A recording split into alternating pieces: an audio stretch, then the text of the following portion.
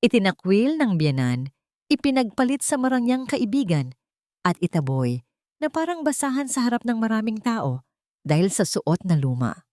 Habang nagpapakasasa sa alak si Christopher at ang tusong si Isabella, naiwang luhaan si Brianna sa gitna ng ulan. Ngunit sa likod ng bawat patak ng luha ay isang nagbabagang lihim. Sino ang tunay na reyna ng mga Dalmeda? Magagawa pa bang magpatawad ng pusong dinurog ng paulit-ulit? Hindi ka nababagay sa pamilyang ito, Brianna. Isang malaking pagkakamali ang araw na dinala ka ni Christopher sa pamamahay na ito at mas malaking pagkakamali na hinayaan kitang manatili rito ng ganito katagal. You are nothing but a stain on our family's prestigious name. Isang basahang pilit, isinisiksik ang sarili sa isang palasyo. Ang boses ni Doña Remedios ay tila isang malalamig na patak ng asero na bumaon sa pandinig ni Brianna. Sa loob ng kusina, ang tanging maririnig ay ang mahinang kulo ng nilulutong sinigang na paborito ni Christopher. Brianna was standing there, her hands red and sore from hours of preparing the grand dinner for their third wedding anniversary. Sa kaniyang mga daliri ay may mga bakas pa ng bahagyang pagkapaso, isang sakripisyong tila walang saysay sa harap ng mga salitang kaniyang naririnig mula sa kabilang silid. Inayos niya ang kaniyang luma at kupas na tapis. Ang kaniyang puso ay nagsisimulang kumirot sa bawat pintig nito. She had given up her dreams, her identity, and even her pride just to be a good wife. Akala niya, sa pagsusumikap niyang maging perpektong manugang ay darating ang araw na tatanggapin din siya. Ngunit ang bawat pagsisikap niya ay tila hangin lamang na dumadaan sa harap ng biyanang walang ibang nakita, kundi ang kaniyang abang pinagmulan. Mom, please, stop it. We need to focus on the merger with the Valderrama Group. Isabella is waiting for our decision. Ang boses ni Christopher, ang lalaking ipinangako sa kanya ang langit at lupa, ay narinig niyang sumagot. Ngunit walang bakas ng pagtatanggol sa kanyang tono. It was cold, calculative, and completely devoid of the warmth he used to share with her. Then do it, Christopher. Give Isabella the position she deserves. Ipakita mo sa buong mundo na ang isang Dalmeda ay hindi nakatali sa isang babaeng walang ibang dinala rito kundi ang amoy ng kahirapan. Look at her. She's useless, ni hindi niya kayang humarap sa mga business partners natin nang hindi tayo ipinapahiya dahil sa kaniyang baduy na pananamit at kawalan ng class. Patuloy ni Doña Remedios, ang kaniyang boses ay punong-puno ng pagkasuklam. Dahan-dahang binitawan ni Brianna ang sandok na kaniyang hawak. Ang kaniyang katawan ay tila naging manhid. Ang kaniyang mga tuhod ay nangangatog sa bigat ng katotohanang dahan-dahang lumalamon sa kaniyang pagkatao. Ang bawat salita ay tila isang latay sa kaniyang likuran. Humahapdi, nag-iiwan ng sugat na hindi kailanman maghihilom. She felt her world crumbling, one brick at a time, until she was left standing in the ruins of her own hope. Huminga siya ng malalim at naglakad patungo sa sala. Bitbit ang huling putahe na kaniyang inihanda. Ngunit bago pa siya makalapit sa hapag, ay hinarang na siya ni Doña Remedios. Ang matanda ay nakasuot ng kaniyang mamahaling alahas. Ang kaniyang mga mata ay naniningkit sa galit. Biglang kinuha ng matanda ang isang maliit na kahon mula sa kaniyang bulsa at itinapon ito sa paanan ni Brianna. Nasaan ang singsing, Brianna? Ang nawawalang Dalmeda heirloom ring? I saw you cleaning my jewelry box this morning. Huwag mong sabihing dahil sa hirap ninyo ay natutunan mo na ring magnakaw? Ang bintang ay tila isang kulog na yumanig sa buong bahay. Napaatras si Brianna, ang kanyang mga mata ay nanlalaki sa gulat. Mama, hindi ko po magagawa iyan. Hindi ko po kailanman hinawakan ang inyong mga alahas, maliban na lamang kung inuutusan ninyo ako. Liar! You greedy little girl. You think you can get away with this? Muling sigaw ni Doña Remedios. Tumingin si Brianna kay Christopher Nagmamakaawa ang kanyang mga mata para sa kahit isang salita ng pagtitiwala. Christopher, please, naniniwala ka ba sa kanila? Sabihin mo sa kanila na hindi ko iyon magagawa. Ngunit nanatiling nakatayo si Christopher. Ang kaniyang mga kamay ay nasa loob ng bulsa ng kaniyang mamahaling suit. Tumingin siya kay Brianna, hindi nang may pagmamahal, kundi nang may pagod at pagkadismaya. Maybe mom is right, Brianna. You've been acting strange lately. Siguro ay kailangan mo munang umalis dito. I can't deal with this drama while the company is at stake. Iyon ang pangalawang sampal, ang mas masakit na dagok na nagpabagsak sa kanyang huling depensa. Ang lalaking kanyang minahal, nang higit pa sa kanyang sarili, ay tinalikuran siya sa oras na kailangan niya ng katarungan. Ang kanyang puso ay tila isang kristal na bumasag sa semento, nagkapira-piraso at naging alikabok. Ang sakit ay hindi na lamang emosyonal. Ito ay pisikal na kirot na gumagapang sa kanyang dibdib. Tila isang kamay na sumasakal sa kanyang hininga. Walang imik na tumalikod si Brianna. Hindi na siya lumaban. Hindi na siya nagpaliwanag. Sapagkat ano pa ang saysay ng salita kung ang taong dapat nakikinig ay matagal na palang nagbingi-bingihan. Kinuha niya ang kanyang maliit na bag, ang kanyang lumang damit na tanging alaala ng kanyang namayapang ina, at naglakad palabas ng mansyon habang bumubuhos ang malakas na ulan. Ang bawat patak nito ay tila nakikiramay sa kaniyang pighati. Ang kalsada ay madilim, walang kasiguraduhan kung saan siya dadalhin ng kaniyang mga paa. Tumigil siya sa ilalim ng isang poste ng ilaw. Ang kaniyang katawan ay nanginginig sa ginaw at sa bigat ng kaniyang daladalahang pait. Bakit ba ako nanatili sa isang lugar na hindi naman ako itinuring na tao? Hanggang kailan ko ba kailangang bayaran ang kasalanan ng pagiging mahirap? Ang kanyang mga luha ay humahalo sa ulan. Isang tahimik na panunumpa na nagsisimulang mabuo sa kanyang isipan sa gitna ng kadiliman. Walang mas masakit sa lamig ng ulan, kundi ang lamig ng pusong dati mong itinuring na tahanan. Ang pangungusap na ito ay paulit-ulit na umaalingaw sa isipan ni Brianna habang hinihila niya ang kaniyang basang maleta sa madilim at maputik na eskinita ng tondo. Ang kaniyang mga paa, na dati ay nasasanay sa malalambot na carpet ng mansyon, ay ngayon ay humahakbang sa matatalas na bato at maruming tubig. Ang bawat hakbang ay tila isang paalala na ang kaniyang panaginip bilang isang asawa ng bilyonaryo ay nagwakas na sa isang madilim na bangungot. Huminto siya sa harap ng isang maliit at luma na gusali. Ang pintuan ay may mga bakas na ng anay at ang pintura ay nagbabakbak na sa katandaan.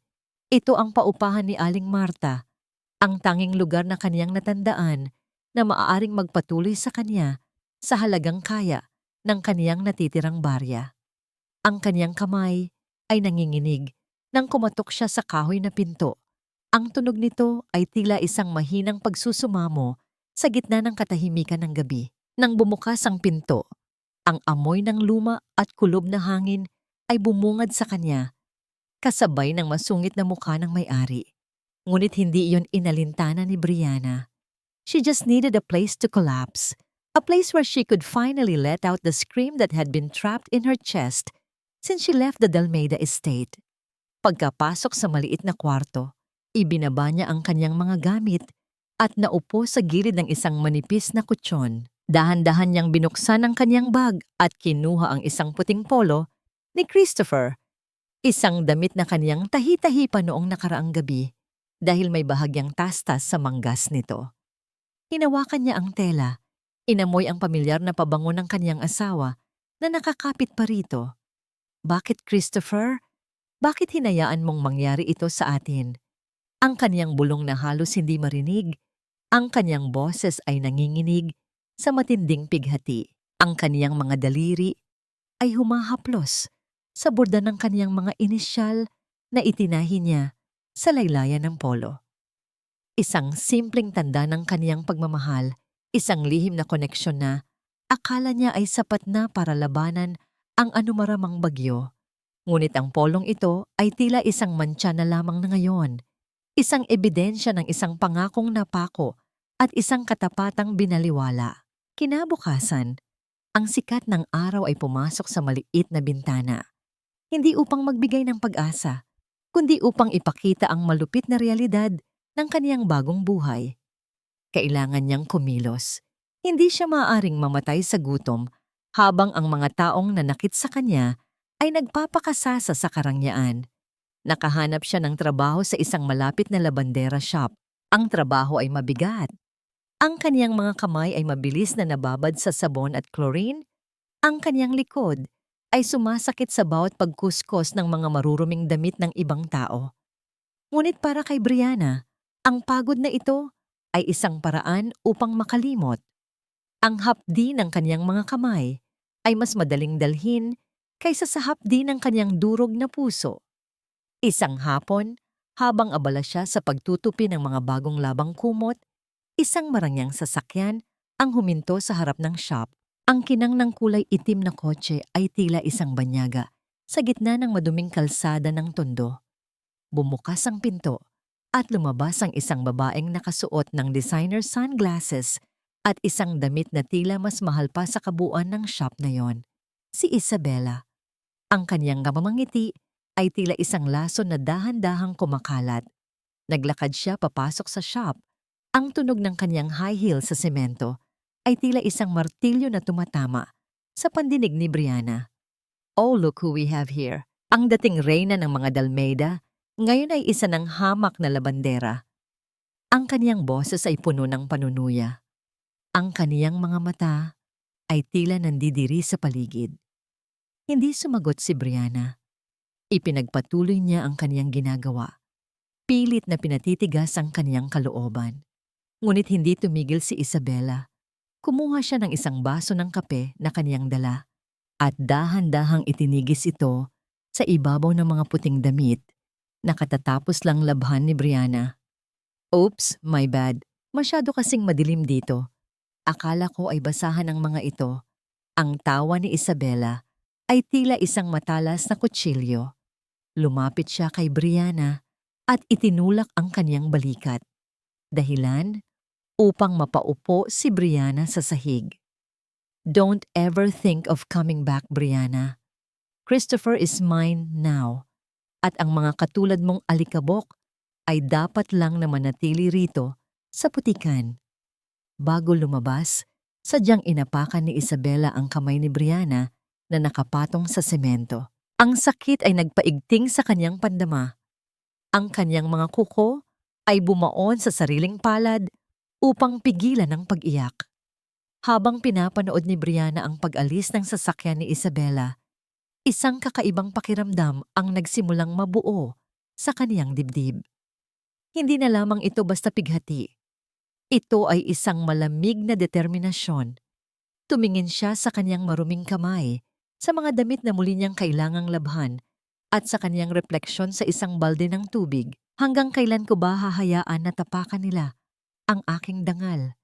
Ang kaniyang katahimikan ay hindi tanda ng pagsuko, kundi ang simula ng isang tahimik na pag-alsa ng isang pusong wala nang natitira, kundi ang kaniyang sarili. Ang marangyang sasakyan ni Christopher ay tila isang anino na nakaparada sa pinakamadilim na bahagi ng kalsada sa tondo.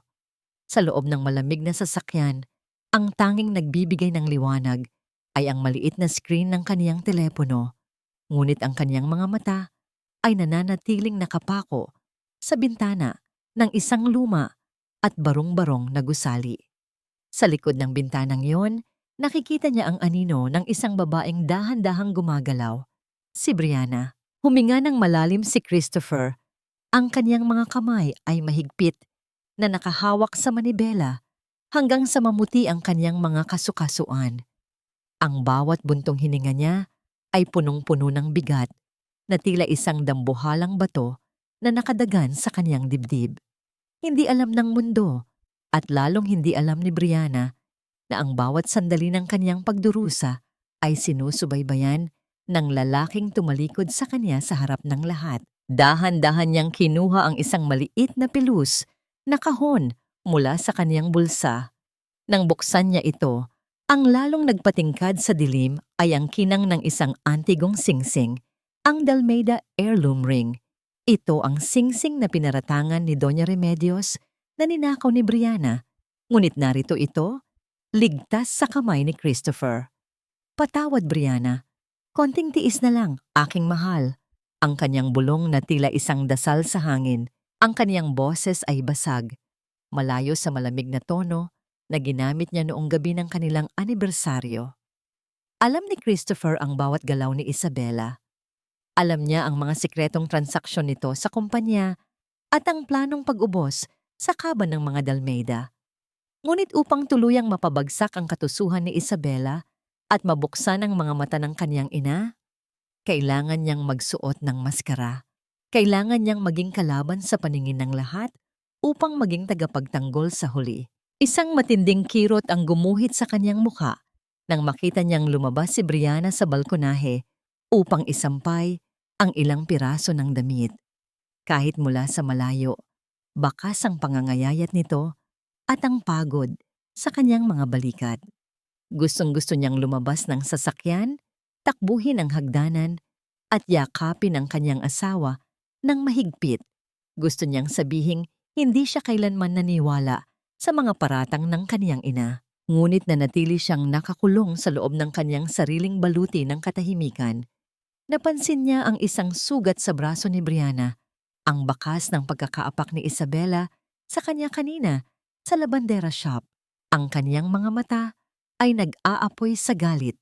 Isang galit na kaniyang itinatago sa ilalim ng malamig na anyo ng isang negosyante. Kinuha niya ang kaniyang tablet at tiningnan ang mga dokumentong ipinadala ng kaniyang private investigator. Ang mga ebidensya laban kay Isabela ay unti-unti nang nabubuo, ngunit kulang pa ito upang tuluyang mawalan ng tiwala ang kaniyang ina sa babaeng tingin nito ay perpektong manugang. Hindi ko hahayaang masayang ang bawat patak ng luha mo, Brianna. I will burn their world down for what they did to you. Ang kaniyang tahimik na panunumpa. Habang pinagmamasdan niya si Brianna na pumasok muli sa loob at patayin ang ilaw, ang kadiliman sa labas ay tila lalong naging mapait. Christopher touched the ring one last time, feeling its cold surface against his skin, a symbol of a promise he was secretly keeping. Bago niya paandarin ang makina, muli niyang tiningnan ang bintana ni Brianna. Ang mahinang ugong ng makina ay nagsimulang puna ng katahimikan ng gabi. Ngunit sa kaniyang isipan, ang tanging naririnig niya ay ang hikbi ni Brianna na tila sumasabay sa bawat pintig ng kaniyang puso. Ang misteryo ng kaniyang pananatiling tahimik ay isang sugal na maaaring magligtas o tuluyang sumira sa kanilang dalawa. Ngunit para kay Christopher, ang katarungan ay hindi laging dumarating sa gitna ng liwanag. Minsan, kailangan mo itong ihabi sa pinakamadilim na sulok ng pagpapanggap. Ang bawat hakbang patungo sa liwanag ay tila isang paglakad sa ibabaw ng nagbabagang uling para sa isang taong ang tanging dala ay ang kaniyang dangal sa gitna ng kahirapan. Bitbit ang isang maliit at kupas na pitaka. Tumayo si Brianna sa harap ng Laura Dalmeda, ang pinakasikat at pinakamarangyang butik sa gitna ng Makati. Ang kaniyang suot na lumang blusa at pantalon ay tila isang malaking mantsa sa gitna ng nagkikinangang salamin at gintong dekorasyon ng gusali. Ngunit kailangan niyang pumasok.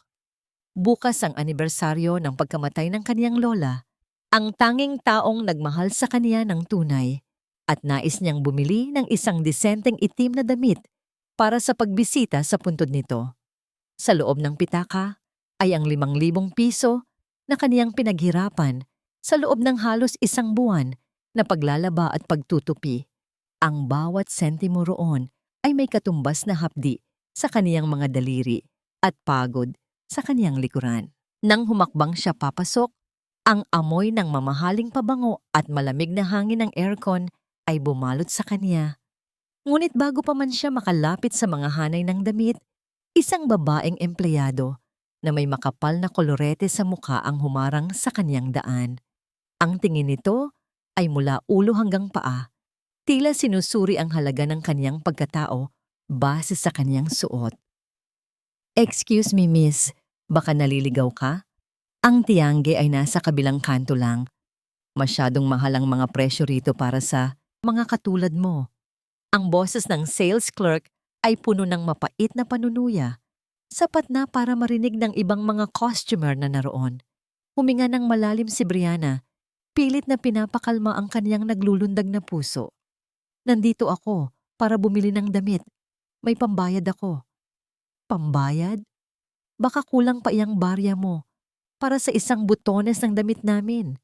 Ang tawa ng clerk ay tila isang sampal sa katarungan. Sa gitna ng pagtatalo, isang pamilyar at matunog na hakbang ng sapatos sa marmol na sahig ang umaling-awngaw. Kasunod nito ang isang boses na tila lason na dahan-dahang gumagapang sa katahimikan. "Oh, look who's trying to play dress-up. Hindi ba't sinabi ko na sayong manatili ka na lang sa putikan, Brianna?" Si Isabella. Nakasuot ito ng isang pulang damit na tila nag-aapoy sa karangyaan habang nakasabit sa kanyang braso ang isang bag na nagkakahalaga ng isang maliit na bahay. Lumapit siya kay Brianna.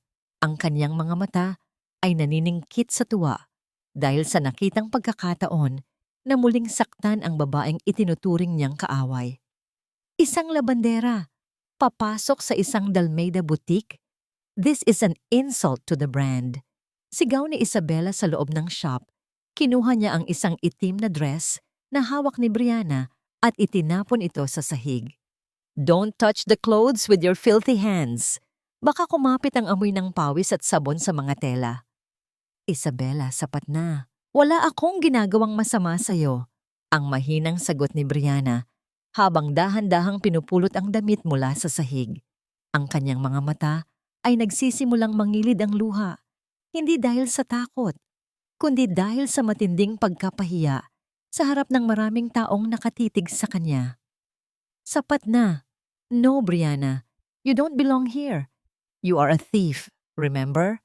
Ang kapal ng mukha mong lumabas sa publiko matapos mong pagnakawan ang pamilya Dalmeda, patuloy ni Isabella. Kinuha niya ang kaniyang bote ng tubig at sadyang ibinuhos ito sa ulo ni Brianna. Ang malamig na tubig ay dumaloy sa mukha ni Brianna, kasabay ng kanyang mga luha na hindi na niya mapigilan. Ang kanyang lumang damit ay tuluyang nabasa, bumabakat sa kanyang nangangatog na katawan. Ang mga tao sa paligid ay nagsimulang magbulungan. Ang ilan ay kumukuha pa ng video, ngunit walang sino man ang nagtangkang tumulong. Sa gitna ng kanyang pagkakayuko, isang malalim at baritonong boses ang biglang bumaklas sa ingay ng paligid. "Anong nangyayari dito?" Ang lahat ay napalingon. Isang lalaking nakasuot ng itim na suit, may tindig na tila isang hari, at may mga matang tila naglalabas ng kislap ng galit. Ang naglalakad patungo sa gitna ng kaguluhan. Ang kaniyang bawat hakbang ay nagpapatahimik sa bawat tao sa loob ng butik. Hindi siya si Christopher, ngunit ang kaniyang awtoridad ay tila mas matindi pa sa sino mang Dalmeda na nakilala nila. Tumigil siya sa harap ni Brianna, tiningnan ang kanyang basang anyo, at pagkatapos ay ibinaling ang kanyang nanlilisik na mga mata kay Isabella at sa sales clerk. "Sino ang nagbigay sa inyo ng karapatang bastusin ang babaeng ito sa loob ng aking pag-aari?" Ang kaniyang mga salita ay tila isang kidlat na tumama sa bawat isa. Ang sales clerk ay biglang namutla, habang si Isabella ay tila nawalan ng boses at napaatras. Sino ang lalaking ito? At bakit niya tinatawag na kaniyang pag-aari ang butik, na ang lahat ay nakakaalam na pagmamay-ari ni Christopher? Dahan-dahang hinawakan ng lalaki ang balikat ni Brianna, isang hawak na puno ng proteksyon. Tumingin siya sa mga tao at muling nagsalita. Ang boses ay tila isang hatol na walang takas. "Lahat kayo." Lumuhod at humingi ng tawad sa kanya. Ngayon din. Hindi binubuo ng mamahaling tela ang dangal ng isang tao, kundi ng kakayahan niyang tumayo ng tuwid habang ang mundo ay pilit siyang itinutulak pababa sa putikan. Ang mga salita ng lalaking ito ay tila isang kumpas ng kapangyarihan na nagpatigil sa ikot ng mundo sa loob ng butik. Ang lahat ay tila naging rebulto. Si Isabela na nanlalaki ang mga mata sa takot, ang sales clerk na nanginginig ang mga tuhod, at si Brianna na nakayuko pa rin habang ang malamig na tubig ay dahan-dahang tumutulo mula sa kaniyang buhok patungo sa sahig.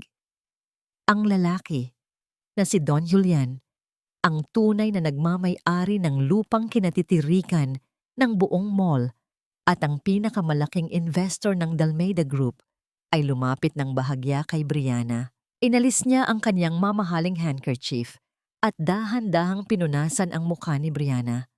Ang kanyang bawat galaw ay puno ng paggalang, isang bagay na matagal nang hindi nararamdaman ni Brianna mula sa ibang tao. I'm sorry, Don Julian. Hindi ko po alam na kilala ninyo ang babaeng ito. Ang nauutal na boses ni Isabela ay tila isang mahinang huni ng insekto sa gitna ng katahimikan. Dahan-dahang iniangat ni Brianna ang kanyang ulo. Ang kanyang mga mata ay mapula, hindi lamang dahil sa tubig, kundi dahil sa matinding emosyong naglalaban sa kanyang loob. Tumingin siya kay Don Julian, pagkatapos ay kay Isabela. Isang kakaibang katahimikan ang namayani, ang tanging maririnig ay ang mahinang pag-vibrate ng mga cellphone ng ilang costumer na patuloy pa ring kumukuha ng video. Hindi ko kailangan ng inyong pagluhod. Ang boses ni Brianna ay mahina ngunit may talim na tila isang kutsilyo, sapagkat ang kapatawarang hiningi dahil sa takot ay walang halaga. Ang katarungang kailangan ko ay hindi nanggagaling sa inyong mga tuhod, kundi sa katotohanang kahit dilaan ninyo ang aking mga paa, hindi ninyo kailanman mabibili ang aking katahimikan. Nagulat ang lahat sa kaniyang sinabi. Maging si Don Julian ay napangiti ng bahagya. Nakikita ang isang ninga sa mga mata ni Brianna na hindi kayang patayin ng anumang bagyo. Miss Brianna, hayaan mong tulungan kita. Ang butik na ito ay pasasara ko ngayong gabi dahil sa kawalan ng respeto ng mga taong ito. Ang alok ni Don Julian. Ngunit dahan-dahang umiling si Brianna. Hinawakan niya ang kanyang basang pitaka at kinuha ang basang 5,000 piso. Salamat po, Don Julian. Ngunit hindi ko kailangan ng tagapagtanggol upang ipakita ang aking halaga. Ang perang ito ay pinaghirapan ko sa paglalaba at pagtutupi ng mga damit ng ibang tao ng may dangal. At hindi ko ito gagamitin sa isang lugar na mas marumi pa ang ugali ng mga tao kaysa sa mga basahang nilalabhan ko. Inilagay niya ang pera sa kanyang bulsa at naglakad palabas ng butik nang may matuwid na tindig. Ang kanyang bawat hakbang sa marmol na sahig ay tila isang malakas na tunog ng tambol na nagpapahayag ng kanyang muling pagkabuhay. Hindi na siya ang Brianna na laging nakayuko. Siya ang babaeng natutunang mahalin ang kanyang sarili sa gitna ng kawalan. Sa labas ng mall, ang sikat ng araw ay tumama sa kanyang basang anyo. Ngunit sa halip na lamigin, naramdaman niya ang isang mainit na determinasyon. Sa kabilang dako ng kalsada, sa loob ng isang itim na sasakyan, nakita ni Christopher ang lahat. Ang kanyang mga kamay ay mahigpit na nakakuyom. Ang kanyang puso ay nadudurog sa tuwing nakikita niya ang hirap ng asawa. Ngunit may bahagi sa kanya na ipinagmamalaki ang katapangang ipinamalas nito. Biglang tumunog ang telepono ni Christopher. Ang mabilis na pagtunog nito ay tila isang babala ng masamang balita. Sir, si Doña Remedios po.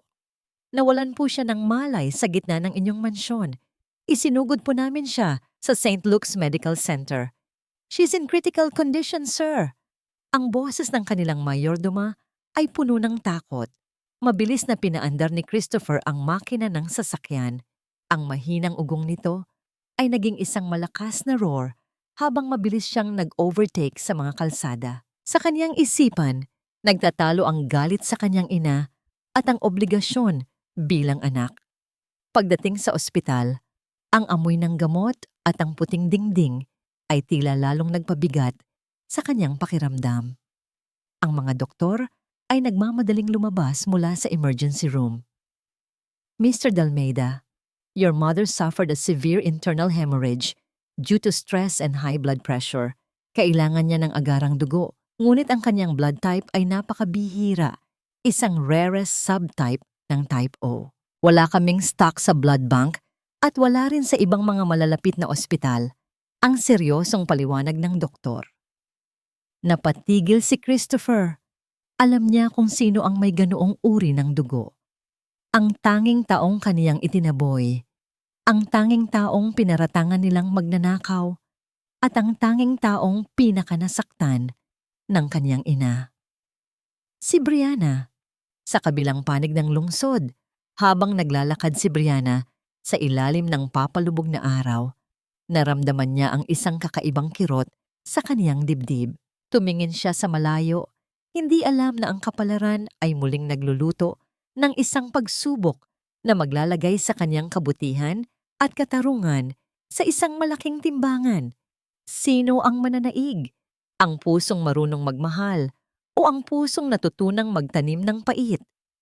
Ang gabi ay dahan-dahang lumalalim, bitbit ang isang lihim na maaring magpabago sa buhay ng lahat ng mga Dalmeida. Kailangan kita, Brianna.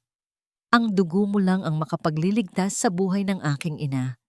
Patawarin mo ako, ngunit ikaw lang ang kaisa-isang pag-asa namin. Ang boses ni Christopher ay tila isang malupit na biro na humihiwa sa katahimikan ng gabi sa labas ng maliit na labandera shop. Nakatayo siya sa tapat ni Brianna. Ang kaniyang mamahaling Amerikana ay may mga bahid ng alikabok at ang kaniyang mukha na dati ay puno ng kapangyarihan ay ngayon ay bakas ng matinding puyat at pagsusumamo. Dahan-dahang itinigil ni Brianna ang pagkuskos sa isang maruming maong. Ang kanyang mga kamay ay kulubot at puti dahil sa matagal na pagkakababad sa matapang na sabon at chlorine. Tumingin siya sa kanyang asawa, ang lalaking hindi siya nagawang ipagtanggol nang tawagin siyang magnanakaw, ang lalaking hinayaang dumanas siya ng hirap sa gitna ng ulan.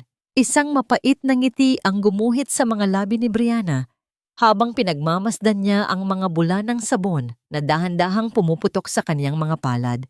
Tila ang mga pangarap niyang naglaho na rin. Nakakatawa ang tadhana, hindi ba, Christopher?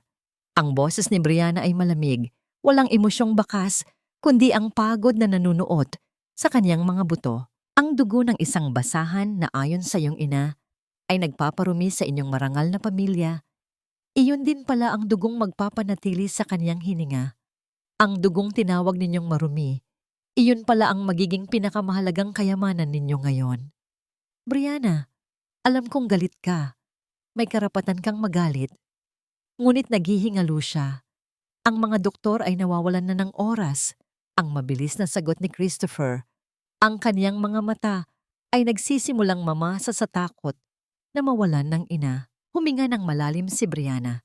Ang kaniyang dibdib ay kumikipot sa bigat ng alaala. Naalala niya ang bawat masasakit na salita ni Doña Remedios, ang bawat sampal ng pangungutya, at ang araw na pinalayas siya nang walang kahit isang sentimo. Ngunit sa likod ng lahat ng iyon, naroon ang turo ng kanyang yumaong ina. Ang huwag kailanman hayaang lamunin ng puot ang kanyang pagkatao. Bakit ko siya ililigtas? Ang tanong ni Brianna, habang dahan-dahang tumatayo at pinupunasan ng kanyang mga kamay sa kanyang lumang tapis. Para matapos siyang gumaling, ay muli niya akong tawaging magnanakaw? Para muli ninyo akong itaboy sa kalsada kapag nakuha na ninyo ang kailangan ninyo sa akin? Lalapit sana si Christopher upang hawakan ang kanyang kamay, ngunit mabilis na umatras si Brianna. Ang distansya sa pagitan nila ay hindi lamang ilang hakbang. Ito ay isang malawak na bangin ng nawalang tiwala na hindi kayang tawirin ng kahit anong salita. Ibibigay ko ang aking dugo. Ang pagpapatuloy ni Brianna, ang kaniyang mga mata ay direktang nakatitig sa asawa. Ngunit hindi dahil sa utang na loob at hindi dahil sa pagmamahal sa pamilyang Dalmeida na kailanman ay hindi ako itinuring na kaisa. Gagawin ko ito dahil ayokong maging katulad ninyo. Gagawin ko ito dahil tao ako, Christopher, Isang taong marunong magpahalaga sa buhay, kahit pa ang buhay na yon ang siyang sumira sa akin. Nang makarating sila sa ospital, ang amoy ng disinfectant at ang malamig na hangin ng koridor ay tila muling bumuhay sa kanyang kaba. Nakita niya si Isabela na nakaupo sa labas ng emergency room, pabalik-balik ang lakad. At nang makita siya ay agad itong sumugod. Anong ginagawa ng babaeng ito rito? Christopher, bakit mo dinala ang magnanakaw na ito sa ospital? Ang sigaw ni Isabela, ang kanyang boses ay tila isang matalas na tunog ng bakal sa tahimik na pasilyo. Bago pa man makasagot si Christopher, huminto si Brianna sa harap ni Isabela. Sa pagkakataong ito, hindi siya ang basang labandera na pinahiya sa butik. Siya ay isang babaeng may hawak ng alas sa kaniyang mga kamay. Kung gusto mong mamatay ang iyong magiging biyenan, sige, itaboy mo ako. Ang mahinahong hamon ni Brianna, ngunit ang bawat salita ay may dalang bigat. Sapagkat sa oras na humakbang ako palabas ng ospital na ito, wala nang ibang dugo sa mundong ito ang makakapagligtas sa kanya. Desisyon mo, Isabela. Ang iyong inggit o ang buhay ni Doña Remedios? Namutla si Isabela at tila nawala ng dila. Napilitan siyang tumabi habang naglalakad si Brianna patungo sa pintuan ng laboratorio kung saan kukunin ang kaniyang dugo. Habang nakahiga si Brianna sa matigas na kama ng ospital, pinagmamasdan niya ang pulang likidong dahan-dahang dumadaloy sa maliit na tubo mula sa kaniyang braso.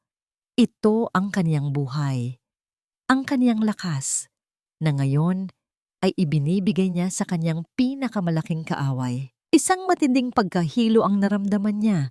Ngunit kasabay nito ay ang isang kakaibang pakiramdam ng kalayaan. Binitawan niya ang isang malalim na buntong hininga. Ang kaniyang mga mata ay dahan-dahang pumikit. Ito na ang huling pagkakataong may kukunin kayo sa akin.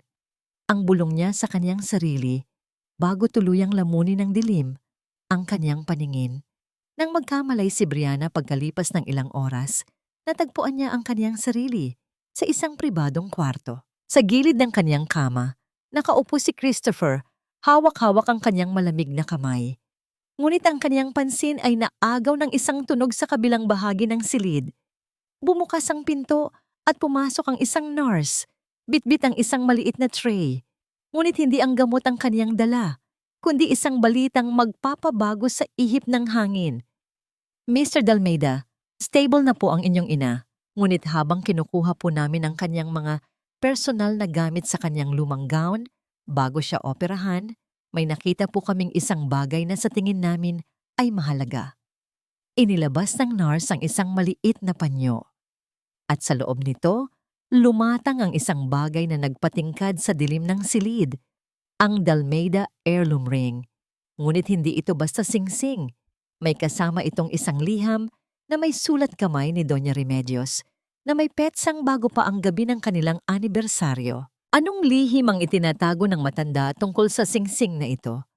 At bakit ito naroon sa kaniyang bulsa sa mismong sandaling pinaratangan niya si Brianna? Ang kaba sa dibdib ni Brianna ay muling nagbalik. Tila isang bagyong paparating sa gitna ng isang panandaliang katahimikan. Walang amoy na mas mapait kaysa sa amoy ng katotohanang huli na nang matuklasan, lalo na kung ang katotohanan yon ay nakatago sa loob ng isang liham na punong-puno ng pagkakasala. Sa loob ng madilim na silid ng ospital, ang tanging maririnig ay ang mahinang tunog ng aparatus na nagbabantay sa bawat pintig ng puso ni Doña Remedios.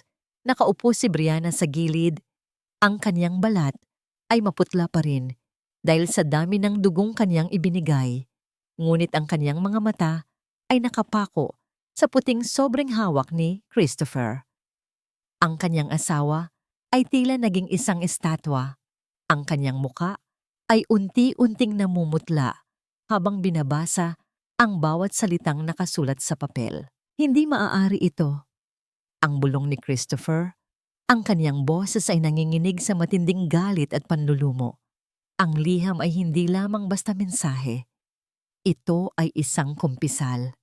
Isinulat ito ni Doña Remedios Noong gabing pinalaya si Brianna, isang pag-amin na alam niyang hindi kinuha ni Brianna ang singsing, ngunit kailangan niyang isakripisyo ang kaniyang manugang upang pagtakpan ang malaking pagkakamali ni Isabela na maaring sumira sa imahe ng kumpanya. Napaatras si Brianna, ang kanyang puso ay tila pinipiga ng isang malupit na kamay. Alam niyang wala akong kasalanan, pero hinayaan niya akong itaboy sa kalsada na parang hayop. Christopher, paano niya nagawa iyon sa akin? Ang kanyang boses ay basag, puno ng pait, na mas matindi pa sa anumang hirap na dinanas niya sa tondo.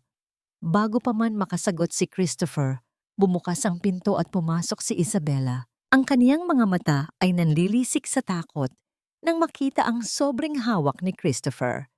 Mabilis siyang lumapit.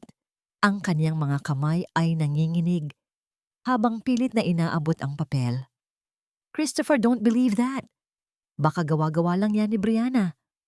Baka pinalitan niya ang laman ng sobre habang tulog tayo.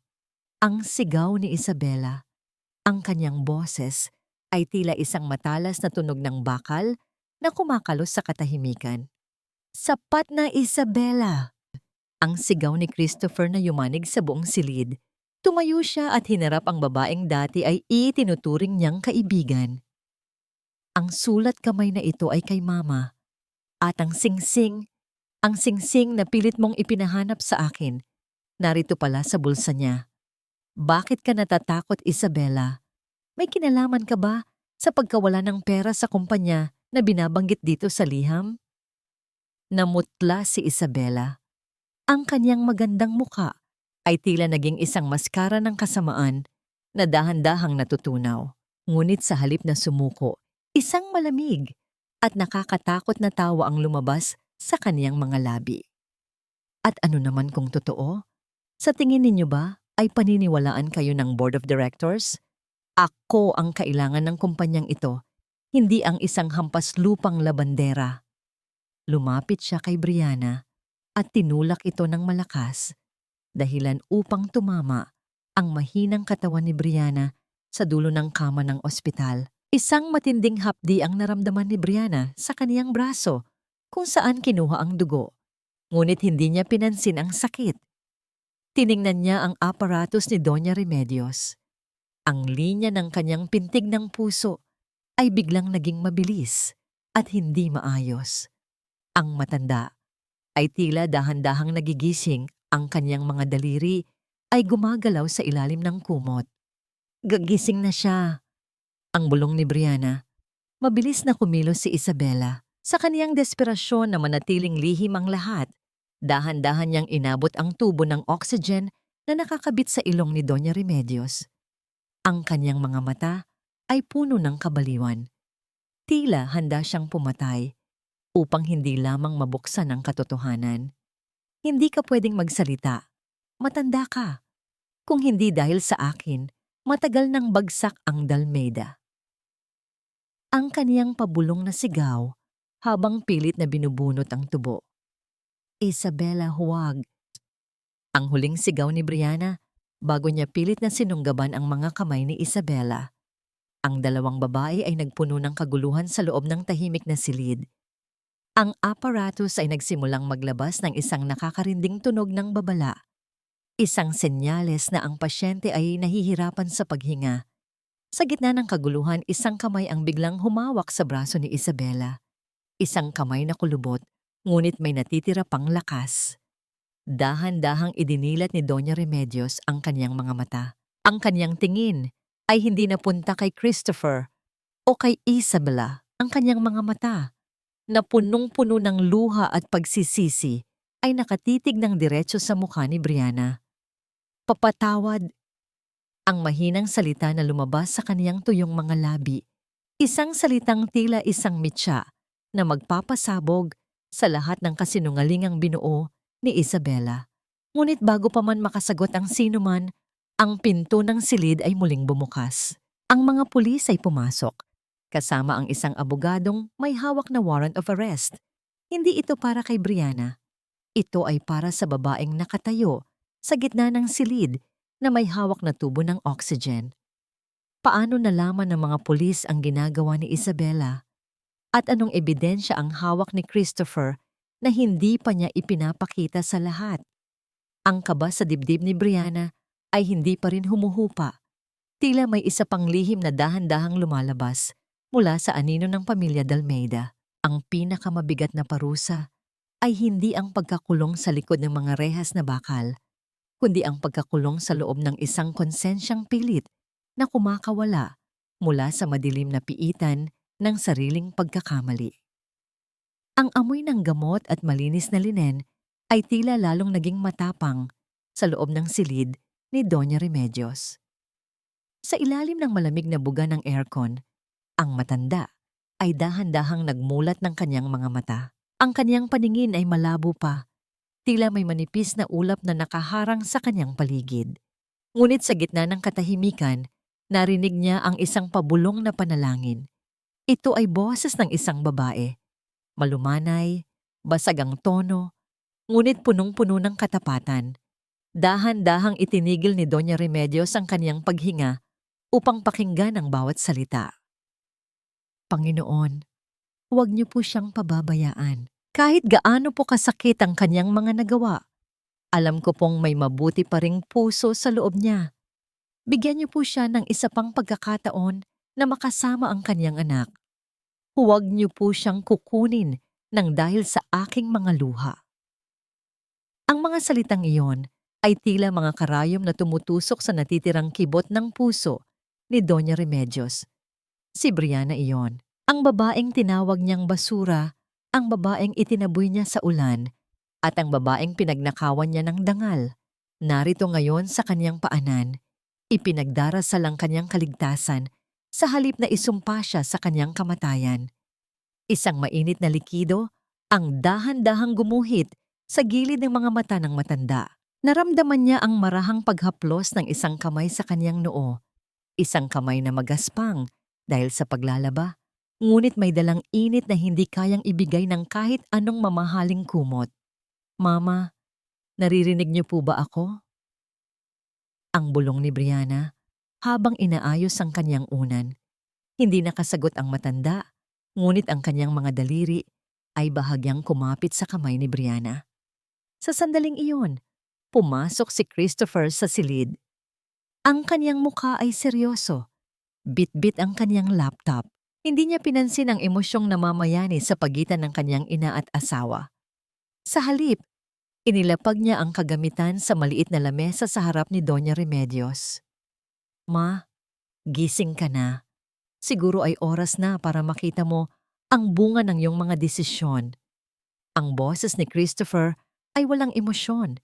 Tila isang hukom na nagbabasa ng huling hatol. Pinihit niya ang screen patungo sa kanyang ina. Doon ay lumabas ang isang video, ang kuha mula sa security camera ng butik noong nakaraang linggo. Nakita ni Doña Remedios kung paano dumanas ng matinding hapis si Brianna. Nakita niya kung paano ibuhos ni Isabela ang tubig sa ulo ng kanyang manugang habang tinatawag itong hampas lupa at magnanakaw. Mga salitang mismong nanggaling sa bibig ni Doña Remedios.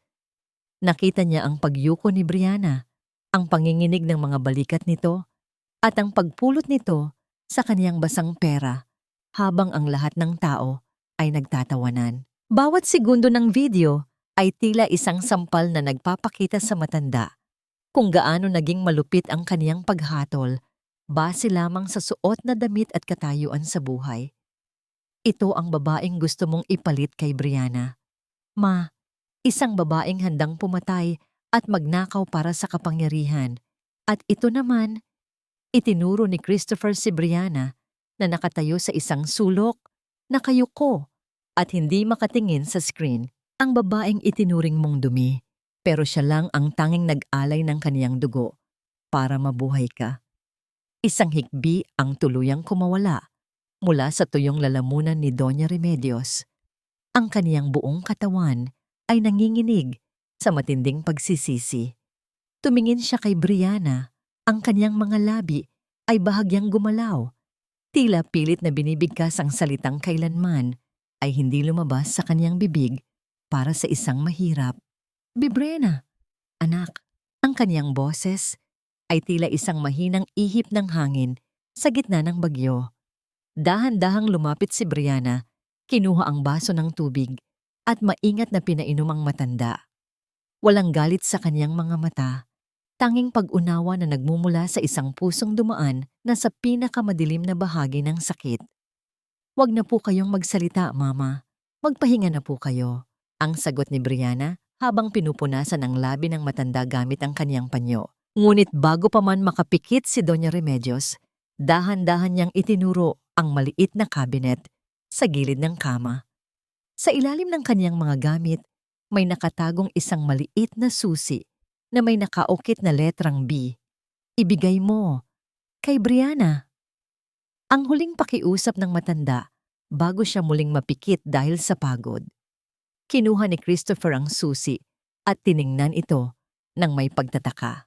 Alam niya ang susing ito. Ito ang susi sa isang lumang vault sa ilalim ng kanilang mansyon na tanging ang kaniyang ama lamang ang nakakaalam kung ano ang laman. "Anong ibig sabihin nito, Christopher?" ang tanong ni Brianna. Ang kaniyang mga mata ay puno ng kaba. "Hindi ko alam, Brianna. Ngunit tila may isang malaking bahagi ng iyong nakaraan ang matagal na itinago ng aking pamilya mula sa'yo.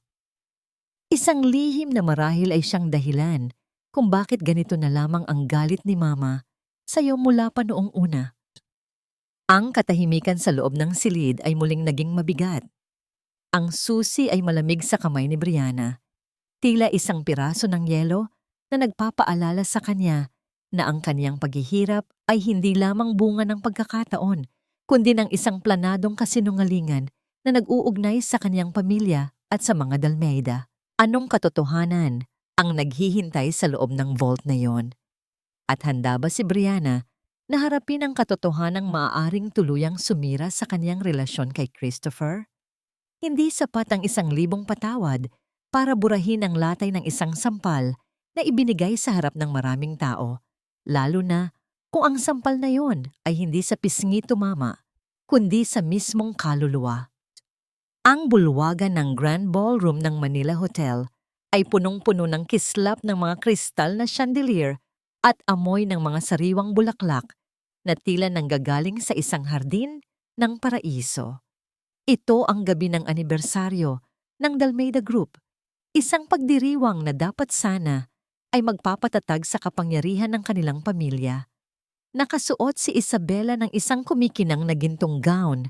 Ang kanyang leeg ay pinalalamutian ng mga diamanteng, tila naglalabas ng apoy sa bawat tama ng ilaw. Ngumiti siya sa mga kamera, tila ba siya na ang bagong reyna ng kumpanya, habang si Doña Remedios ay nananatili pa sa ospital.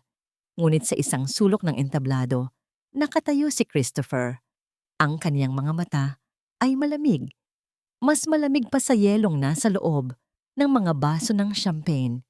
Nang humawak siya sa mikropono, ang mahinang ugong ng feedback ay tila isang babala na natahimik ang buong silid. Ngayong gabi, nais kong ipakilala sa inyo ang tunay na dahilan kung bakit tayo naririto. Ang simula ni Christopher, ang kanyang boses ay tila isang malakas na tunog ng kampana na umaalingaw-ngaw sa bawat sulok. Akala ninyo ay alam ninyo ang lahat tungkol sa pamilyang Dalmeida. Ngunit ang katotohanan ay matagal nang nakabaon sa ilalim ng mga kasinungalingan at pang-aapi. Biglang bumukas ang malaking screen sa likuran niya. Hindi ang logo ng kumpanya ang lumabas, kundi ang video mula sa butik. Ang eksenang dumanas ng matinding kahihiyan si Brianna. Nakita ng lahat ng mga maimpluwensyang tao ang pagdilig ng tubig sa ulo ni Brianna, ang mga tawa ni Isabela, at ang pagtawag dito na magnanakaw. Ang bulungan ng mga tao ay tila isang mabilis na daloy ng tubig na hindi mapigilan, puno ng gulat at pagkondena.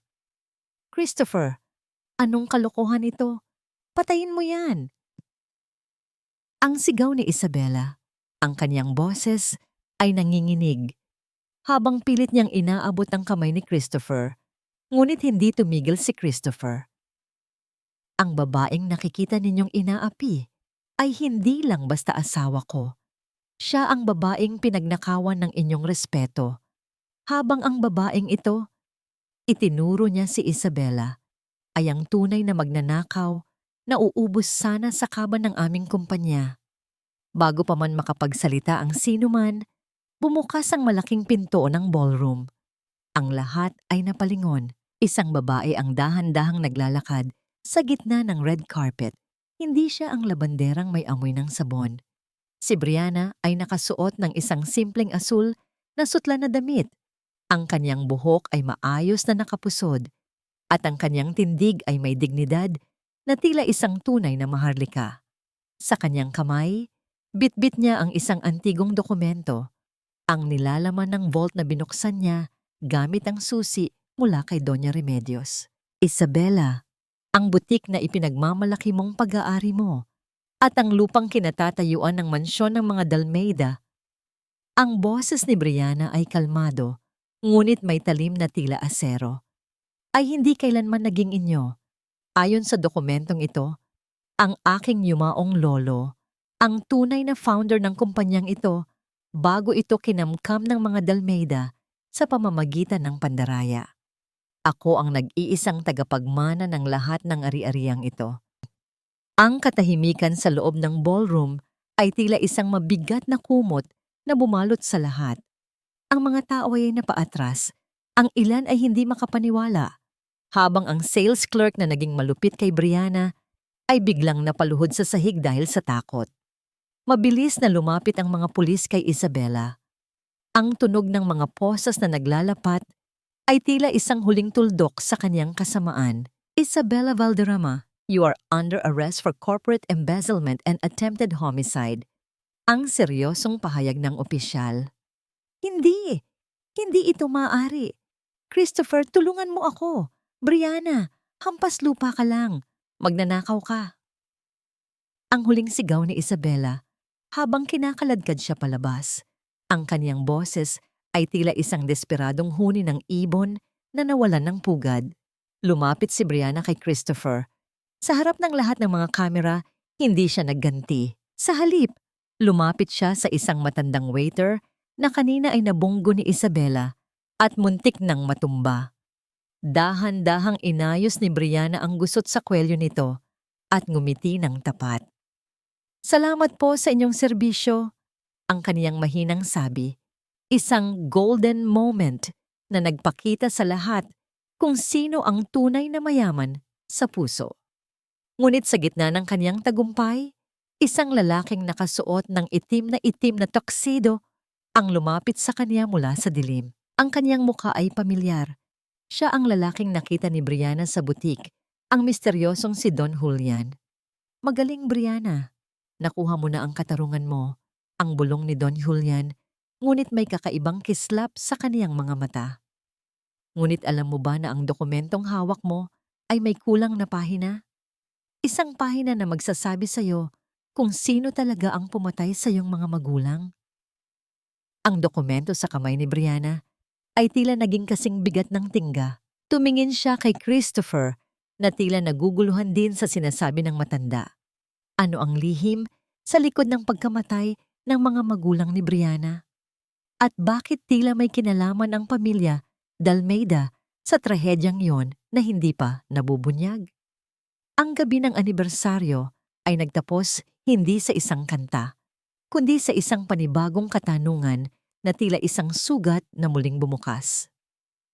Ang tunay na bigat ng korona ay hindi nararamdaman sa ulo, kundi sa dibdib ng isang taong kailangang pumili sa pagitan ng katarungan para sa nakaraan at ng pag-ibig para sa kasalukuyan. Ang katahimikan sa loob ng Grand Ballroom ay tila isang malapot na usok na dahan-dahang lumalamon sa kislap ng mga diamante. Habang hinihila ng mga pulis si Isabela palabas, ang bawat sigaw nito ay tila isang mahinang alingaw-ngaw na lamang sa pandinig ni Brianna. Ang kaniyang mga mata ay nanatiling nakatitig sa huling pahina ng dokumentong ibinigay sa kaniya ni Don Julian. Doon, sa ilalim ng mga legal na pirma, ay nakaukit ang pangalan ng ama ni Christopher. Isang pirma na nagpatunay na ang aksidenteng pumatay sa mga magulang ni Brianna ay hindi isang pagkakataon, kundi isang paraan upang makuha ang lupain ng kaniyang pamilya. Dahan-dahang binitiwan ni Brianna ang papel. Ang kaniyang mga kamay ay nanginginig, hindi dahil sa lamig, kundi dahil sa matinding puot na muling nag-aapoy sa kaniyang puso. Tumingin siya kay Christopher na nakatayo sa kaniyang harap na tila isang taong nawalan ng kaluluwa.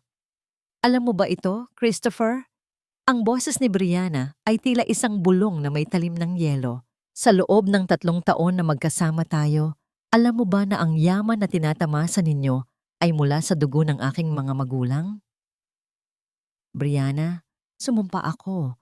Wala akong alam tungkol sa nakaraan ni Papa. Ang mabilis na sagot ni Christopher, ang kaniyang boses ay basag at puno ng pagsusumamo. Lumapit siya upang hawakan ang balikat ni Brianna, ngunit mabilis na umiwas ang babae. Ang kaniyang pag-iwas ay tila isang malakas na sampal sa hangin, isang senyales na ang pader sa pagitan nila ay muling naitayo.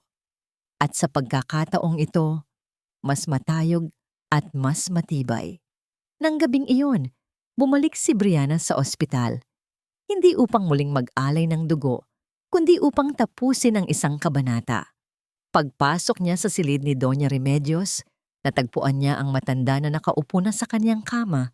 Maputla pa rin ngunit gising na ang kanyang diwa. Nang makita ng matanda si Brianna, isang kakaibang emosyon ang gumuhit sa kanyang mukha. Dahan-dahang ibinaba ni Doña Remedios ang kanyang mga paa sa sahig. Sa gitna ng panghihina, pilit siyang tumayo. Ang tunog ng pag-vibrate ng kanyang aparatus ay tila sumasabay sa kanyang bawat hirap na paghinga. At doon, sa harap ng babaeng tinawag niyang basura, dahan-dahang lumuhod si Doña Remedios. Ang kaniyang mga tuhod ay tumama sa malamig na tile ng ospital, isang tunog na tila nagpabagsak sa lahat ng kaniyang karangyaan sa loob ng mahabang panahon. Brianna, patawarin mo ako. Ang hikbi ng matanda ay tila isang daloy ng tubig na matagal na nakulong. Alam ko ang ginawa ng aking asawa.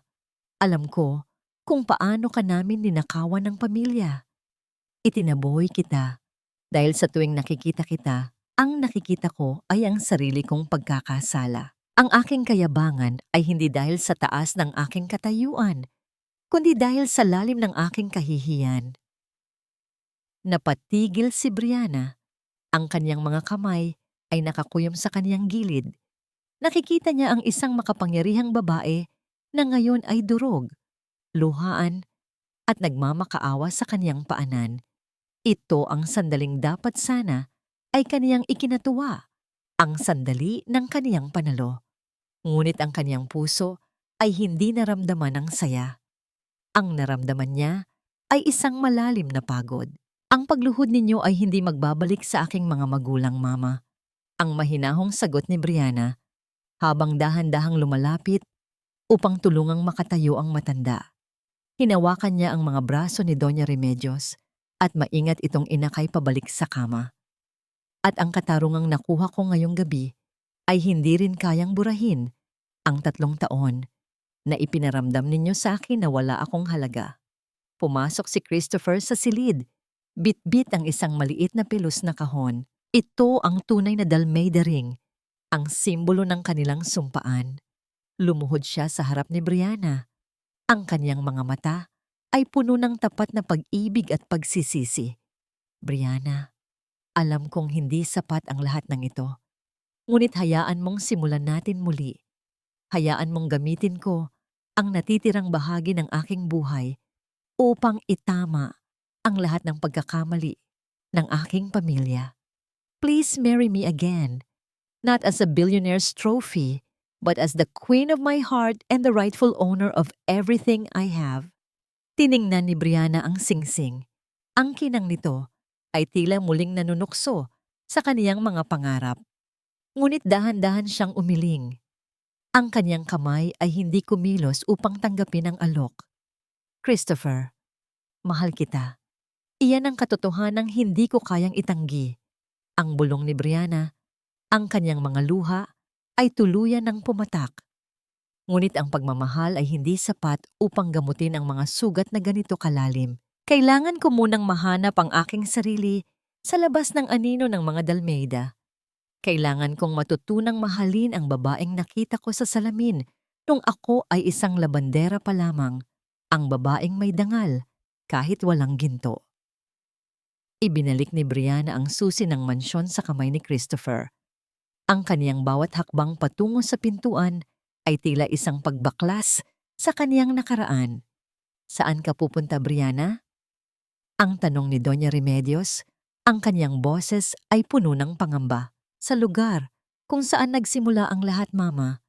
Doon sa maliit na bahay sa probinsya kung saan malinis ang hangin at walang kasinungalingan. Ang sagot ni Brianna bago siya tuluyang lumabas ng silid. Ngunit habang naglalakad siya sa pasilyo ng ospital, isang hindi kilalang numero ang tumawag sa kanyang telepono. Ang mahinang tunog nito ay tila isang babala. Huwag kang kampante, Brianna. Ang boses sa kabilang linya ay hindi kay Isabela. Ito ay boses ng isang lalaking tila galing sa hukay. Ang dokumentong hawak mo ay hindi lamang tungkol sa lupa. May isa pang tao ang nakaligtas sa aksidenteng iyon. At ang taong iyon ay malapit na sa iyo. Nabitawan ni Brianna ang kanyang telepono. Ang tunog ng pagtama nito sa semento ay tila isang huling babala. Sino ang taong nakaligtas at ano ang kinalaman nito sa misteryosong si Don Julian? Ang katahimikan ng gabi ay muling nabasag ng isang lihim na tila ayaw pa ring magpaubaya sa kapayapaan. Ang pinakamahirap na bahagi ng pagpapatawad ay hindi ang paglimot sa sakit na idinulot ng iba, kundi ang pagtanggap na ang taong pinakamahal mo ay nagmula sa luhang naging dagat ng iyong pighati. Narating ni Brianna ang bayan ng San Isidro sa gitna ng madaling araw. Ang amoy ng basang lupa at ang samyo ng mga bulaklak ng dama, de noche, ay tila isang yakap mula sa kaniyang kabataan. Dito sa maliit at lumang bahay na gawa sa kahoy at kawayan, kung saan ang bawat sulok ay may bulong ng kaniyang yumaong ina, naramdaman ni Brianna ang isang panandaliang kapayapaan. Inilapag niya ang kaniyang bag sa sahig. Ang tunog ng pagtama ng tela sa kahoy ay tila isang huling hininga ng pagod mula sa magulong mundo ng mga dalmeda. Dahan-dahan niyang hinaplos ang mga haligi ng bahay. Ang bawat ukit sa kahoy ay tila mga peklat ng nakaraan. Ngunit hindi nagtagal ang katahimikan nang marinig niya ang mahinang ugong ng isang sasakyan na huminto sa harap ng kaniyang bakuran. Ang tunog ng pagbukas ng pinto ng kotse at ang marahang hakbang sa tuyong mga dahon ay sapat na upang malaman ni Brianna kung sino ang dumating. Lumabas siya sa balkonahe. Doon, sa ilalim ng malamlam na liwanag ng buwan, nakatayo si Christopher. Hindi ito ang makapangyarihang CEO na nakita niya sa ballroom. Ang kaniyang buhok ay magulo. Ang kaniyang polo ay may mga gusot at ang kaniyang mga mata ay tila dalawang lawa ng pagsusumamo. Sa kanyang mga kamay, bit-bit niya ang isang lumang makinilya na depadyak, ang makinang ginagamit ng ina ni Brianna noong nabubuhay pa ito. Christopher, bakit ka narito? Sinabi ko na sa iyong kailangan ko ng panahong mag-isa. Ang boses ni Brianna ay mahina, ngunit may bahid ng pagkapagod. Hindi ako narito upang pilitin kang bumalik, Brianna. Ang sagot ni Christopher, ang kaniyang boses, ay tila isang mahinang ihip ng hangin sa gitna ng katahimikan. Narito ako upang ibalik ang isang bahagi ng iyong pagkatao na kinuha namin sa iyo. Nahanap ko ito sa bodega ng mansyon. Alam kong ito ang tanging bagay na nag-uugnay sa iyo sa iyong ina bago nangyari ang lahat. Dahan-dahang lumapit si Brianna. Hinawakan niya ang bakal ng makinang tahiin. Ang lamig nito ay tila nagbigay ng kuryente sa kanyang mga daliri. Isang golden moment ang namayani nang mapansin ni Brianna ang isang maliit na piraso ng sinulid na nakasabit pa sa karayom. Isang asul na sinulid, ang huling kulay na tinatahi ng kanyang ina para sa kanyang damit bago ang malagim na aksidente. Napahigbi si Brianna, ang kanyang mga balikat ay nanginginig sa matinding emosyon. Salamat, Christopher. Ang kaniyang bulong. Salamat sa pagpapakita sa akin na may natitira pang kabutihan sa likod ng lahat ng kasinungalingan. Ngunit ang sandaling iyon ay biglang nabasag ng isang matanda at baritonong boses ang umalingaw-ngaw mula sa anino ng malaking puno ng mangga sa kanilang bakuran. Ang ganda ng tagpong ito, hindi ba? Ang anak ng mamatay tao at ang anak ng biktima muling nagtatagpo sa gitna ng mga alaala. Si Don Julian, lumabas siya mula sa dilim, nakasuot ng kanyang itim na Amerikana. Ang kanyang mga mata ay tila naglalabas ng apoy ng katusuhan. Sa kanyang tabi, may isang lalaking nakatayo. Isang lalaking ang mukha ay punong-puno ng mga peklat ng sunog. Ang kanyang isang mata ay tila wala ng buhay. At ang kanyang katawan ay nanginginig sa galit. Gabriel, ang sigaw ni Brianna, ang kanyang boses ay tila nawalan ng hangin. Kuya Gabriel, ikaw ba yan? Napatitig ang lalaki kay Brianna. Si Gabriel, ang nakatatandang kapatid ni Brianna, na akala ng lahat ay namatay sa pagsabog ng sasakyan kasama ang kanilang mga magulang. Ang kanyang mga mata ay hindi na puno ng luha ng saya, kundi ng isang madilim na pagnanasa para sa paghihiganti. Bakit, Brianna? Bakit ka kasama ng isang dalmayda? Ang boses ni Gabriel ay tila isang kalansing ng kalawang na bakal. Sila ang pumatay sa ating mga magulang. Sila ang dahilan kung bakit ako naging ganito. Isang halimaw na nagtatago sa dilim habang sila ay nagpapakasasa sa ating yaman. Gabriel, makinig ka. Ang mabilis na sabi ni Christopher habang humahakbang siya sa harap ni Brianna upang protektahan ito. Alam ko ang pagkakasala ng aking ama. Handa akong pagbayaran ng lahat. Ngunit huwag mong idamay si Brianna sa galit mo. Isang mapait na tawa ang kumawala mula kay Don Julian. Huwag kang maniwala sa kanya, Gabriel. Ginamit lang nila ang kapatid mo upang manatiling tahimik ang katotohanan. At ngayon, oras na para kunin ang katarungang matagal nang ipinagkait sa inyo. Inilabas ni Gabriel ang isang baril mula sa kaniyang bulsa. Ang tunog ng pagkasa ng baril ay tila isang huling hatol na nagpatahimik sa buong paligid. Itinutok niya ito ng diretso sa dibdib ni Christopher. Kuya, huwag, pakiusap. Ang pagmamakaawa ni Brianna habang pilit niyang hinaharangan ang kaniyang asawa. Hindi si Christopher ang pumatay sa kanila. Siya ang tumulong sa akin upang mahanap ang katotohanan. Masyado ka nang nabulag ng pag-ibig, Brianna. Ang dugong dalmayda ay laging may dalang kamalasan na nanananan. Ang sigaw ni Gabriel, ang kaniyang daliri, ay dahan-dahang humihigpit sa gatilyo. Sa gitna ng tensyon, napansin ni Brianna ang isang bagay. Si Don Julian ay dahan-dahang umaatras, isang mapanuyong ngingiti ang nakaukit sa kanyang mga labi. Doon niya naintindihan ang lahat. Si Don Julian ang tunay na mastermind. Siya ang nagligtas kay Gabriel, ngunit hindi dahil sa awa, kundi upang gawin itong isang sandata laban sa mga dalmayda upang siya ang tuluyang makakuha ng kontrol sa buong kumpanya. Kuya, tingnan mo si Don Julian, ang sigaw ni Brianna. Ginigamit ka lang niya. Siya ang nag-utos sa ama ni Christopher na gawin ang aksidente. May ebidensya ako sa dokumentong nakuha ko sa vault. Si Don Julian ang nagpondo sa operasyon upang makuha ang lupain natin. Napatigil si Gabriel. Ang kaniyang mga mata ay lumipat kay Don Julian. Ang katahimikan ay tila isang bombang dahan-dahang sumasabog.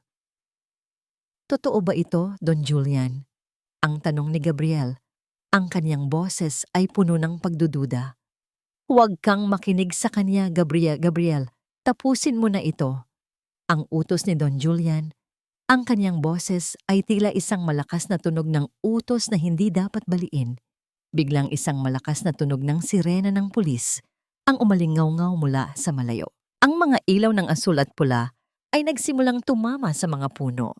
Si Christopher ay dahan-dahang kinuha ang kanyang telepono.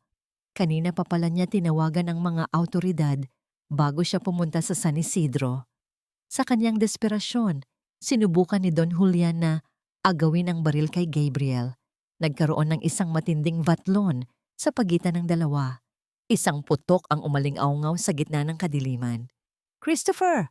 Ang huling sigaw ni Brianna nang makita niyang bumagsak ang kaniyang asawa sa lupa, habang ang kaniyang kamay ay nakahawak sa kaniyang bahagi ng tiyan na nagsisimulang mabahiran ng pula. Tumakas si Don Julian patungo sa kagubatan, habang si Gabriel ay napaluhod sa tabi ni Brianna. Ang kaniyang mga mata ay punong-puno ng pagsisisi habang nakikita ang kaniyang kapatid na yakap-yakap ang naghihingalong si Christopher. "Huwag kang pipikit, Christopher. Pakiusap. Huwag mo akong iiwan." Ang iyak ni Brianna, ang kanyang mga luha ay pumapatak sa mukha ng asawa. "Mahal kita, Brianna. Lagi mong tatandaan iyon." Ang huling bulong ni Christopher bago dahan-dahang pumikit ang kaniyang mga mata. Ang katahimikan ng gabi ay muling nabalot ng pighati, ngunit sa pagkakataong ito, ang sakit ay hindi na nanggagaling sa galit, kundi sa takot na baka ang huling pagkakataon para sa kaligayahan ay tuluyan nang naglaho sa gitna ng dumanas na dugo. Ang tunay na pag-ibig ay hindi nasusukat sa tamis ng mga pangako sa ilalim ng liwanag, kundi sa lalim ng sakripisyong handang ibigay sa gitna ng pinakamadilim na gabi. Ang puting kisame ng ospital, ang unang bumungad sa paningin ni Christopher nang dahan-dahan niyang idilat ang kanyang mga mata.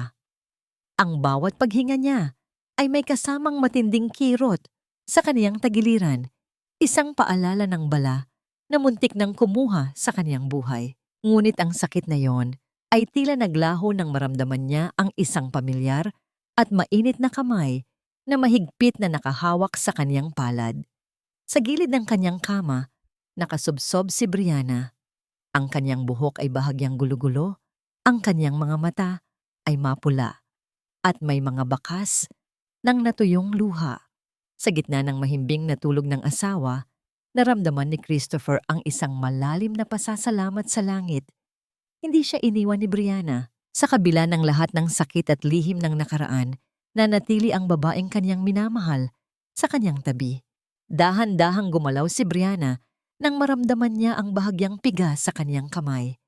Agad siyang napaangat ng tingin, at nang makitang gising na si Christopher, ang kanyang mukha ay nagliwanag na tila isang pagsikat ng araw pagkatapos ng isang mahabang bagyo.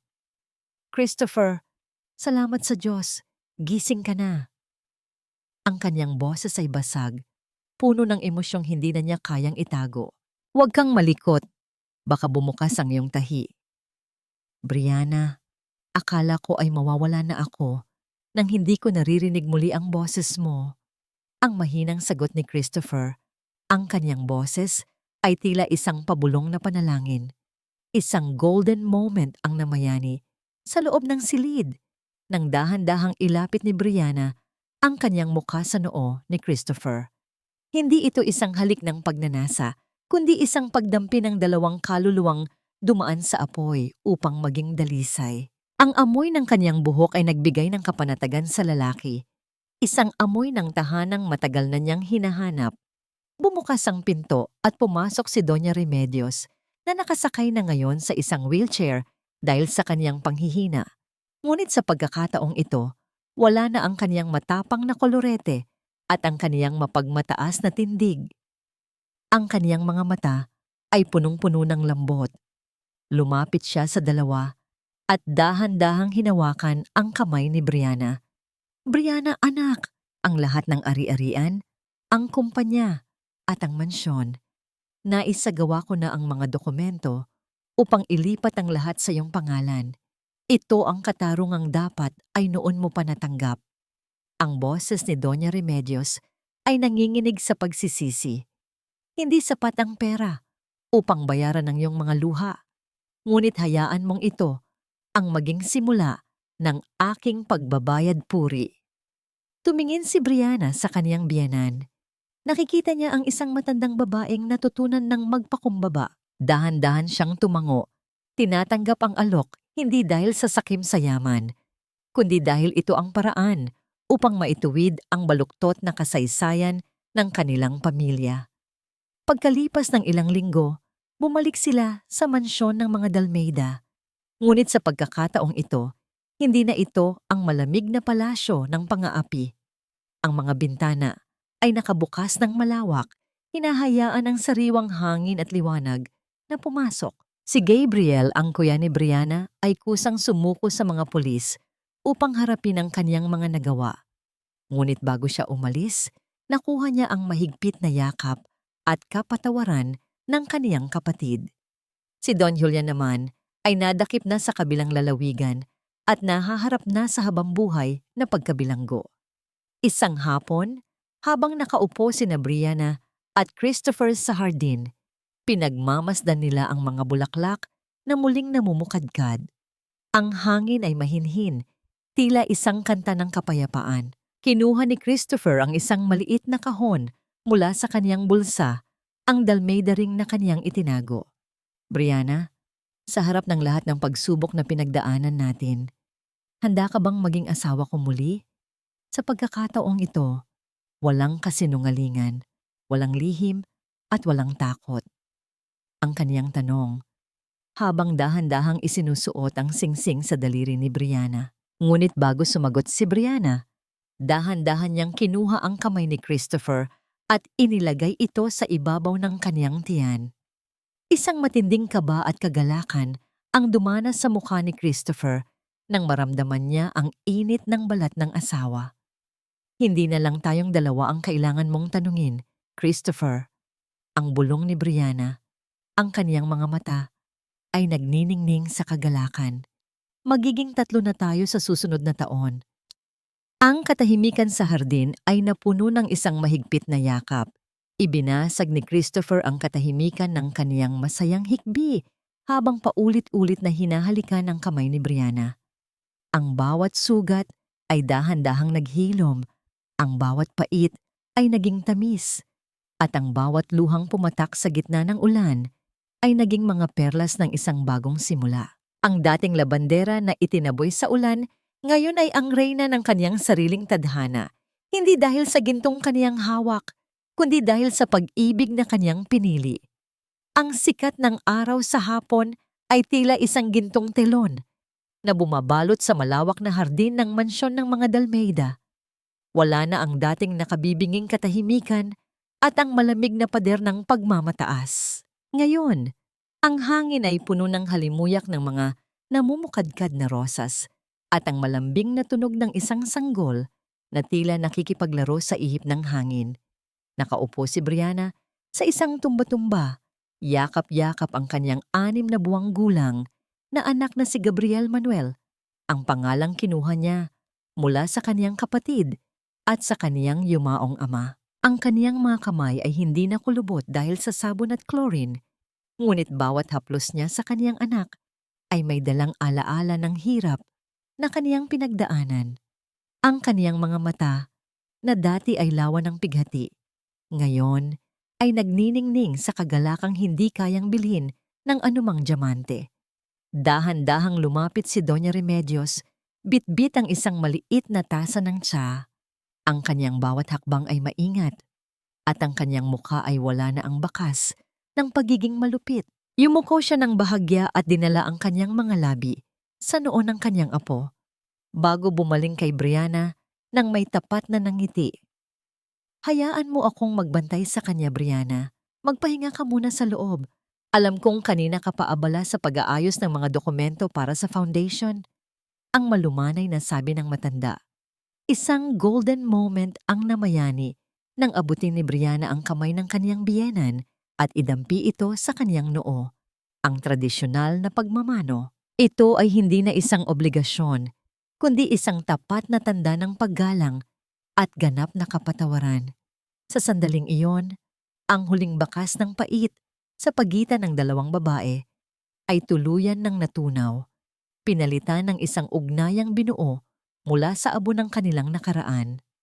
Napatingin si Brianna sa kaniyang daliri kung saan nagniningning ang Dalmeida heirloom ring. Ngunit sa tabi nito, nakasuot din ang isang simpleng tanso na singsing, ang kaisa-isang alaalang natira mula sa kanyang ina noong sila ay mahirap pa.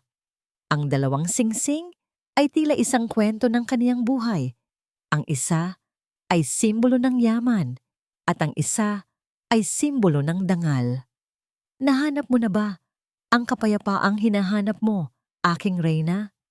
Ang boses ni Christopher ay pumutol sa kaniyang malalim na pag-iisip. Yumakap si Christopher mula sa likuran ni Brianna. Inilalapat ang kaniyang baba sa balikat ng asawa. Ang init ng kaniyang katawan ay tila isang baluti na nagbibigay ng proteksyon. Tumingin si Brianna sa kaniyang asawa at dahan-dahang tumango. Higit pa sa kapayapaan, Christopher, nahanap ko ang aking sarili. Nahanap ko na ang katarungang hindi nanggagaling sa batas, kundi sa kakayahan nating magpatawad at magmahal muli sa kabila ng lahat. Ang bulong ni Brianna, sa kanilang harap, ang malawak na lupain ng Dalmeida ay hindi na lamang simbolo ng kapangyarihan. Ito ay isa ng tahanan para sa mga batang ampon at mga kababaihang dumanas ng pang-aapi. Ang proyektong itinayo ni Brianna upang ibalik sa lipunan ang bawat sentimong kinuha sa kaniyang pamilya noon. Ang aral na iniwan ng kaniyang kwento ay tila isang alingawngaw sa hangin. Ang tunay na ningning ng isang tao ay hindi nasusukat sa kaniyang suot na damit o sa dami ng kaniyang pera. Ang tunay na kayamanan ay matatagpuan sa isang pusong marunong tumayo para sa katarungan, marunong magpakumbaba sa harap ng pagkakamali, at higit sa lahat, marunong magpahalaga sa dangal ng bawat tao, maging siya man ay nasa palasyo o nasa putikan.